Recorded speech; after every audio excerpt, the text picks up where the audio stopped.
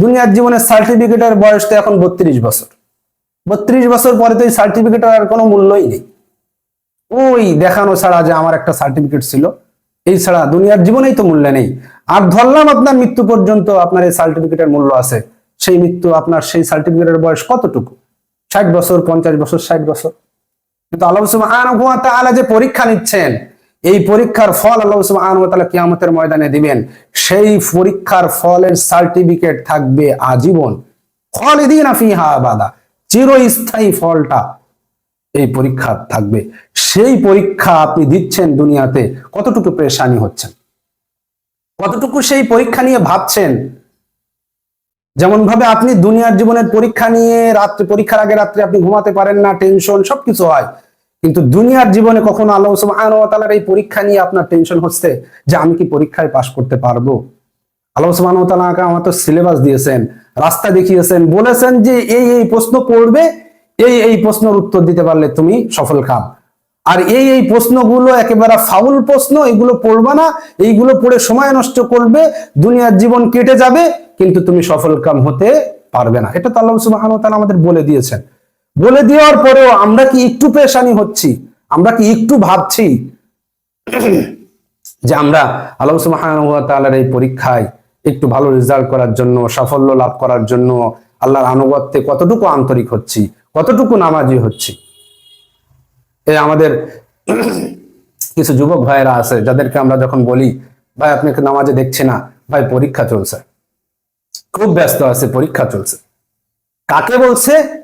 আমি নামাজের কথা বলছি, আল্লাহ সুবহানাহু ওয়া তাআলার পরীক্ষা, আর সে দুনিয়ার পরীক্ষা বলছে হুজুর পরীক্ষা চলছে, এখন আসতে পারতেছি না, ব্যস্ত আছি, পরীক্ষার পরে নামাজ পড়বেন। চিন্তা করেন মাইন্ডসেটটা আমাদের কিভাবে তৈরি হয়ে গিয়েছে, আমাদের সন্তানদেরকে, আমাদের যুবক ভাইদেরকে আমরা কিভাবে তৈরি করেছি এই মাইন্ডসেটটা, যে ওই পরীক্ষাটা যে গুরুত্বপূর্ণ, ওই পরীক্ষাটা যত গুরুত্ব দিয়ে করছে, সে কোন পরীক্ষাটা ছেড়ে দিচ্ছে? সে কোন পরীক্ষায় অনুপস্থিত থাকছে? যে পরীক্ষায় অনুপস্থিত হলে, সে ফেল হলে সারা জীবনের জন্য অকৃতকার্য, চিরস্থায়ীভাবে অকৃতকার্য। কিন্তু এই পরীক্ষা, এই নামাজে আসার কারণে কোনো ক্ষতি হতো কি তার? কোনো ক্ষতি হতো না। এটা অজুহাত যে পরীক্ষা, আমার পড়াশোনা করতে হচ্ছে, আমি নামাজে আসতে পারছি না। এই মাইন্ডসেটটাই আমাদের সমাজের ভিতরে চলে আসে।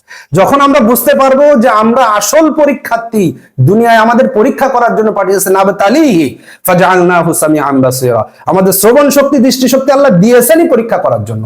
এই শ্রবণ শক্তি দিয়ে, এই দৃষ্টি শক্তি দিয়ে তুমি আল্লাহর পরীক্ষা দাও। কিন্তু আল্লাহ সুবহানাহু ওয়া তাআলার পরীক্ষা বাদ দিয়ে, আল্লাহ সুবহানাহু ওয়া তাআলার পরীক্ষায় অনুপস্থিত থেকে আমরা দুনিয়ার শয়তান যেদিকে আমাদেরকে বলছে, শয়তান যেভাবে আমাদেরকে মাইন্ডসেটটা দিয়ে দিয়েছে যে দুনিয়ার সফলতা এই পরীক্ষায় পাশ করতে পারলে তুমি সফল, ওইটা তোমার দরকার নেই।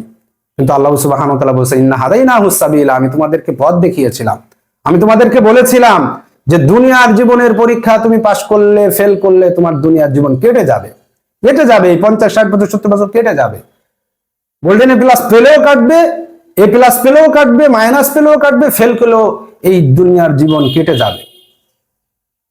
কিন্তু তুমি যে পরীক্ষা দেওয়ার জন্য এই নামাজটাকে, এই আল্লাহর ইবাদতটাকে, দাসত্বটাকে তুমি ইগনোর করলে, তুমি অবজ্ঞা করলে, এই পরীক্ষায় তুমি যদি ফেল করো, এই পরীক্ষায় তুমি যদি অকৃতকার্য হও, এই পরীক্ষায় তুমি যদি অনুপস্থিত থাকো, তাহলে তুমি যে সার্টিফিকেটটা পাবে, অকৃতকার্য সার্টিফিকেট, সেটা কিয়ামতের ময়দানে তোমার কঠিন ভয়াবহ মুহূর্ত হবে। আপনি জাহান্নামেও পড়তে পারেন এই অনীহা, এই পরীক্ষা সম্পর্কে অনীহা থাকার কারণে।